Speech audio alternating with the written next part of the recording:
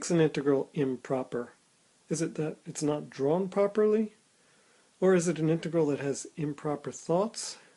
Or that uses improper language? No, an improper integral has more to do with how the integral thinks. So for example, a proper integral would think about filling in the region between those two vertical lines, but the improper integral thinks about going on and on and on forever, filling in an infinite region and never stopping. Now, the integral on the bottom is actually thinking about filling in the region in between these two lines, but this integral is also improper because it's thinking about a curve that kind of continues upward forever and ever, and also never stops. You see, there are two types of improper integrals corresponding to the picture on the top and the picture on the bottom. But in both cases, the improper integral could be represented as an area of a region that goes on infinitely in some direction. Now, you may wonder, can you have a finite area of a region that goes on infinitely? Can the improper integral actually have a finite value? And the answer is sometimes. Sometimes it's finite and sometimes it's not finite. We'd say the improper integral doesn't exist. So here are some examples of improper integrals. Let's take this infinite region, the region under the curve y equals e to the negative 2x to the right of the y-axis.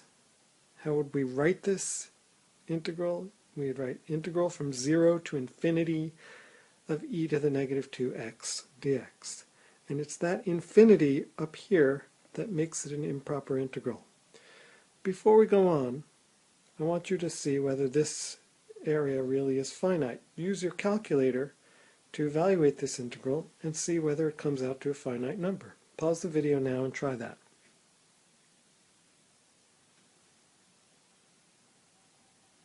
Alright, so you may have found yourself thinking, where's the infinity key?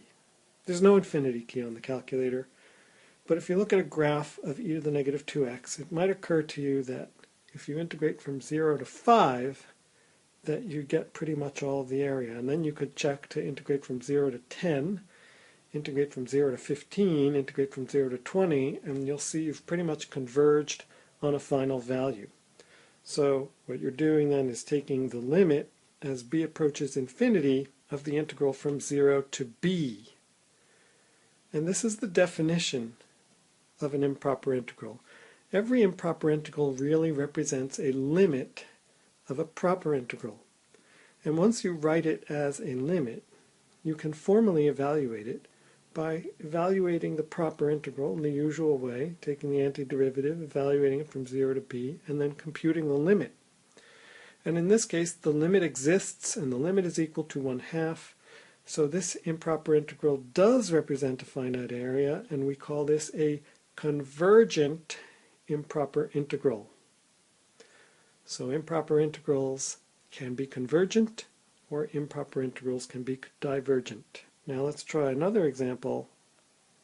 How about the other kind of improper integral? Let's take the curve y equals negative 1/2 natural log of x. And we'll look at the area under this curve between 0 and 1. This would be written integral from 0 to 1 of negative 1/2 ln of x dx. But there's no infinity, so how do you know that that's an improper integral?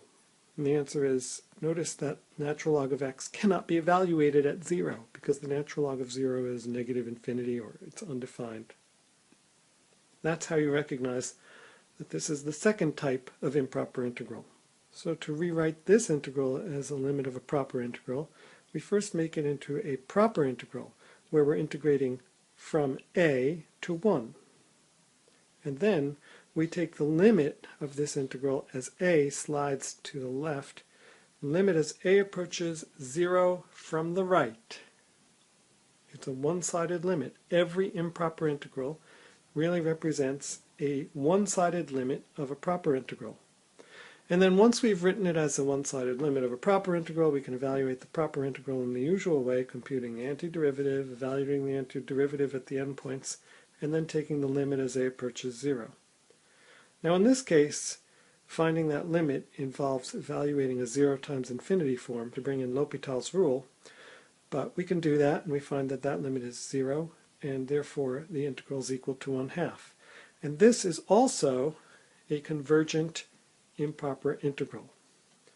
So we have seen two examples of convergent improper integrals, and they both are equal to 1/2. So now you may ask yourself, does every improper integral that's convergent equal 1/2? And the answer is no. I just happened to pick two that equal 1/2. It's completely a coincidence. Or is it?